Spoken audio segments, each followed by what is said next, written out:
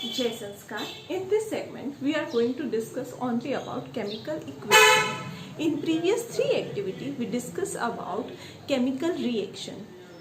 How we can say that chemical reaction is occurring. In this particular segment, we are going to focus only on chemical equation. First thing is how to write a chemical equation. And before that, what is the need to write a chemical equation? Why we can always write an experiment, and from that we can conclude whatever the results are. But writing in equation form gives you an ease of understanding in shorter form. Like we can write a chemical equation into a word equation. For activity 1, there what we took magnesium. In presence of oxygen, we burnt and we were getting magnesium oxide. So these are reactants. I simply denote them by R. And magnesium oxide, which is a product. Like from these two, I was getting magnesium oxide. So again, this is a lengthy procedure. I need to memorize each and every spell or write too many equation. It is not a convenient way. Like if there is a 5 or 7 reactants which are reacting and we are getting 3 or 4 products, then this must be a very tiring job. So what we can do, we can either write chemical equation. Chemical equation, we know the symbol of magnesium element, Mg. Oxygen always occur in diatomic form, so O2 gives us magnesium oxide. So we got MgO. Okay, so these for these molecules you are supposed to memorize their chemical formula. Elements you must know. You have did this. You know certain gases are diatomic, triatomic and all, but you are supposed to memorize only this thing, that magnesium plus oxygen gives us magnesium oxide. So this is the same as activity 1.1. We are going to discuss all the things, take ribbon, magnesium ribbon, rub it, then put it in Bunsen burner. So that was a tidying job. So therefore scientists came with this chemical equation. First thing was write a word equation, second thing was write chemical equation.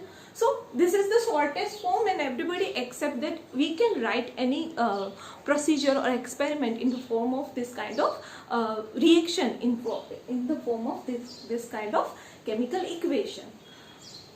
Okay, but now next thing was, on the left hand side there was a reactants, on the right hand side there was a product, between there is an arrow. This arrow could be one-sided or pointing towards that side also. If on this side somebody have written the reactants, or many times this particular arrow is used, which shows procedure can be forward or reverse. In both way, forward and backward, both way if reaction can occur, we just denote this particular sign. We will encounter this sign somewhere in next or third chapter, but we will encounter this particular sign. This shows reversible process, like it could be forward or backward. So we are getting, so this arrowhead always pointing towards the product. So next thing was, I need to check each and every element. Here there is a 1 magnesium, here there is a 1 magnesium. So magnesium is okay. Magnesium is 1 on both sides. So there is nothing new is being generated, or nothing which is getting destroyed. Next is oxygen. Here there is a 2 oxygen, here there is only 1 oxygen. So एक oxygen गयो क्या है ना? So thing is that 1 oxygen which is missing, I cannot write it over here like this, because you know oxygen is a diatomic molecule. So I cannot even write 3 over here. Okay, so that is how this kind of reaction is called skeletal equation. skeletal chemical equation, or simply say skeletal equation. What is skeletal equation? It is an unbalanced equation. Unbalanced where on the left hand side is not equal to right hand side. I will say it is unbalanced equation. Unbalanced equation, that means it is a skeletal equation. Now we will learn how to write a balanced chemical equation. But better way is that we just take one example which is already a balanced equation. For example, zinc granules when react with sulfuric acid, it gives us zinc sulfate plus oxygen. This particular reaction is balanced equation because zinc on the left hand side 1, on the right hand side 1, hydrogen on left hand side 2, on right hand side 2, sulfur left hand side 1, right hand side 1, oxygen left hand side 4, right hand side 4. So if these are equal, for each and every element, if these two are equal, then I will say the equation is balanced chemical equation. So this is a question. It is twice or thrice asked in board exam, obviously CBSE board exam, to balance the chemical reaction. To balance a chemical equation, we are supposed to follow 7 different steps. So let's discuss that.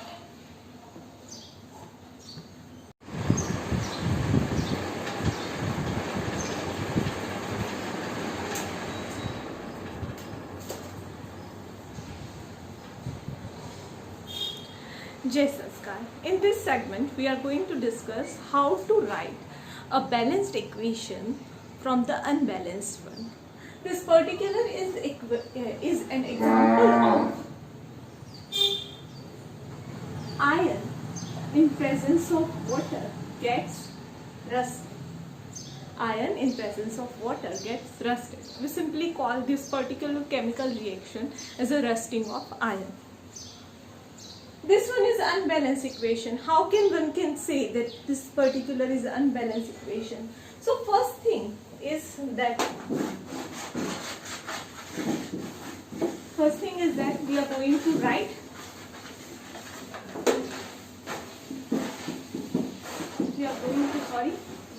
we are not supposed to write, but we are supposed to check iron 1, iron 3 unbalanced, hydrogen 2 balanced, oxygen 1, 4 unbalanced. So this particular reaction is unbalanced. If you are not good at this, you may do iron, hydrogen, oxygen, then your iron 1 over here 3, hydrogen 2 over here also 2. These are balanced. This is balanced. Oxygen 1 on the right hand side, there is 4 oxygen. So this particular equation is not a balanced equation, it is an unbalanced equation. So let's try and we will try to make this unbalanced equation to the balanced one. So first of all, what we are supposed to do is we are supposed to put a square mark or a box on this particular chemical formula. Okay. What does this mean? By putting this particular square or box on this particular element, which means that I cannot alter anything from inside. Like I cannot write H2, I need one more oxygen, so I cannot write O2. This is wrong. What I can do is I can put 2, 3 over here, I can put 5, 6, whatever number is needed over here, but I am not supposed to change any composition inside this square boxes. So first thing I did is I did box. Second thing, I am supposed to know which one, either on product side or reactant side, which one is the element which is having highest number, like iron 1, iron 3, okay 3. So hydrogen 2, 2 less than 3 obviously, oxygen 1, oxygen 4. So second thing is maximum habitat or maximum number of element. Here there is a oxygen. So first thing we can do is we may start balancing our equation just by balancing our oxygen on the both sides. So what I can do, I cannot alter this because I am only focusing on oxygen. So I may write 4 over here because I cannot change any composition over here. So this one is as it is. This one is as it is. This one I am altering, therefore I am not putting square over here right now. Okay. And then I am getting Fe3 O4 plus H2. Now again I am supposed to write that particular thing, iron, hydrogen, oxygen. Iron 1 on the right hand side, there is the LHS or RHS. 1 3 hydrogen, 4 2s are. We are supposed to multiply this two. This you should remember. We are supposed to multiply this two. Anything in the subscript, anything in the front, we are supposed to multiply. So what is it? 4 2s are 8 hydrogen. Over here there is only 2 hydrogen. Oxygen is how much? 4 on this side, also 4. So oxygen is balanced now. Oxygen is balanced. So first we did square, then we did maximum number, and third thing we will do next number, which is maximum now, because oxygen is getting satisfied. So now there is 8 hydrogen, which is a maximum number. Okay, so now we will focus on hydrogen.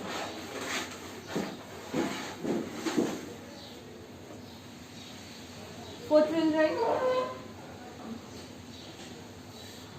Listen guys, now we cannot alter this whole form, because if I am going to alter this 4, then I need to alter this oxygen also. So it doesn't make any sense. So now this one is my previous equation. I put all of them into a boxes, and now I can do anything which I can do to balance this hydrogen. So on left hand side there is a 8 hydrogen. On right hand side there is only 2 hydrogen. So what I can do is I can just simply put 4 in the forward. So what I will write, Fe plus 4H2O gives me Fe3O4 plus 4H2. Okay, now again this one is again iron 1, iron 2. Again I will do the same procedure, iron, hydrogen, oxygen, LHS, RHS. Left hand side there is 1, right hand side there is a 3 iron, left hand side 8 oxygen, hydrogen, 8 hydrogen, right hand side 8 hydrogen, oxygen on left hand side 4, oxygen on right hand side 4. So now there is only one thing which is remain, and we are supposed to balance this particular thing, which is that iron. So again I will write, once again I will put box mark everywhere. Here there is a 3 iron and there is a 1. So I can simply put 3 in front of it. Fe plus 4 H2O gives us Fe3O4 plus 4 H2. Now again I am supposed to write left hand side, right hand side, iron, hydrogen, oxygen. Iron on left hand side 3, right hand side 3, hydrogen 8, right hand side also 8, oxygen 4, right hand side also 4. So left hand side is equal to right hand side for all of these 3. Therefore I will say that this is a balanced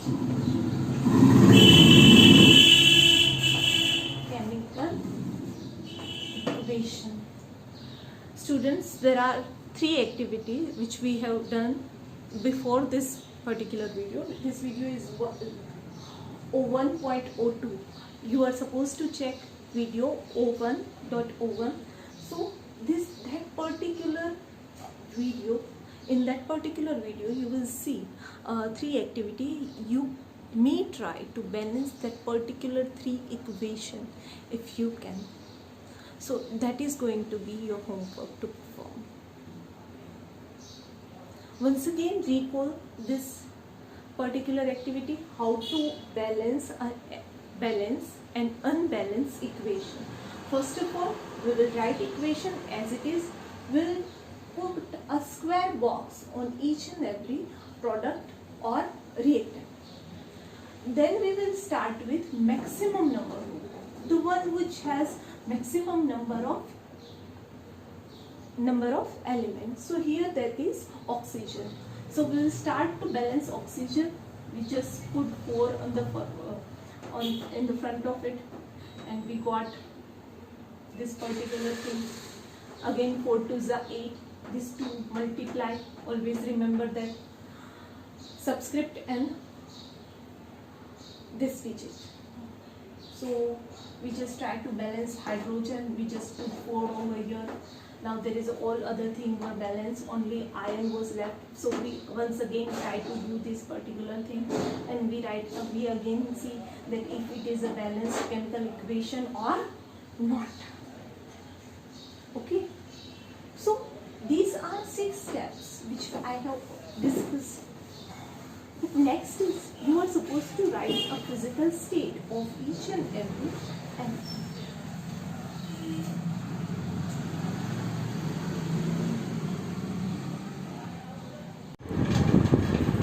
Okay, so we have done up to here iron plus water gives us Fe3O4 ferrous oxide plus hydrogen. So this was a balanced equation, and I told you that 6 steps which we have already discussed. Now 7th step is that we are supposed to write physical state of it. Whenever you are performing any experiment or anything like that, you exactly know what is the physical state of it. Yes, we are not going to discuss about any plasma or Bose-Einstein condenser, but we are only restrict our experiment up to solid, liquid, gaseous or aqueous. So let's start. Anything which is in liquid form, we will just put a small bracket and we will write L. Small L. Like this. In the subscript. Remember this, in the subscript. If we are having anything which is gaseous in state, we will simply write small g in small bracket. If anything which is in solid state, we will just write S in the subscript. Next thing is, if there is anything which is not in the solid form, not in the liquid form, maybe do you know that melted clay or dough which is used to make chapatis at our home, that particular consistency is considered as an aqueous. Aqua stands for water. Aqueous means it is containing somewhat amount of water, or it is a watery kind of thing. So we will write aqueous. Okay. In this particular activity, we know iron exists in solid form. Water. Water in the air. Water which is in the air, which react with iron. Therefore, remember this one. Therefore, if you observe any steamer or anything like that which is near to sea area, you will observe more rusting around that. That is because iron does not react with liquid water, but it reacts water in gaseous form, which gives us iron oxide, ferrous oxide, that is a solid, because we know rusted iron in bar of a window and all are seen red in color, but it is in solid state. Plus hydrogen, which is in gas, so it will be in. So we may write this particular equation in this particular form. So this is more informative than previous one. Previous one was only a balanced he didn't know that in which state particular elements are occurring or particular molecules are occurring. But here there is a we know that we are supposed to take iron in solid form, water in gaseous form, so it may react at the temperature where water is in form of gaseous. Okay, and that's all. Next is, this activity is already given in the textbook. Carbon monoxide reacts with hydrogen gas and gives us methanol. This, yes guys, this is called methanol. You will encounter this in far behind in chemistry chapter 5th, 6th, but not far behind, but in the last chapter of your textbook. 340 atm. What does this mean? It is not 340 atm machine, but it is atmosphere. Atmosphere is unit of pressure. To certain element to react with each other, certain conditions are given to them.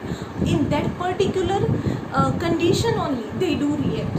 So this thing is carbon monoxide plus hydrogen gives you methanol. Like if you have your very close friend and somebody come to you and ask you to play, you won't play. But if you are alone in this lockdown, so anyone will come to you and ask for to play and all, you will be more than happy to play with them, right? So that is a duration with this reactant. They in certain time they do not react, but if certain applications, certain kind of constraints are given to them, then they may react. Same goes to carbon monoxide and hydrogen, they will react and form methane. Next thing is carbon dioxide with oxygen. Do you remember that plant inhale carbon dioxide in daytime and we do also water our plants? So carbon dioxide plus water in the presence of sunlight as well as chlorophyll gives us glucose, which is a food for plant, and eventually that is consumed by human also. In 16th chapter we are going to discuss about this, but you know this particular procedure very well. Standard 9 chapter 6 we also encounter this particular equation. Carbon dioxide plus oxygen gives us glucose C6H12O6 plus 6O2. Therefore we say plants inhale carbon dioxide and exhale oxygen. So we plants do get the food by glucose and oxygen as they exhale. So this is it guys. In this particular chapter we learn how to write chemical equation, a word equation, a skeletal equation, a balanced equation, how to balance an imbalanced equation, and also it is necessity certain times to write a physical state as well as whatever conditions which are applied to it. Conditions are always written on the top or bottom, top part or bottom part of this particular arrow. Sometimes it may be a catalyst or anything which is catalyst are the thing which is not participating in equation but helping it to promote the chemical reaction. So this particular thing is done now. In next time we will discuss the next, that is different kind of chemical reactions.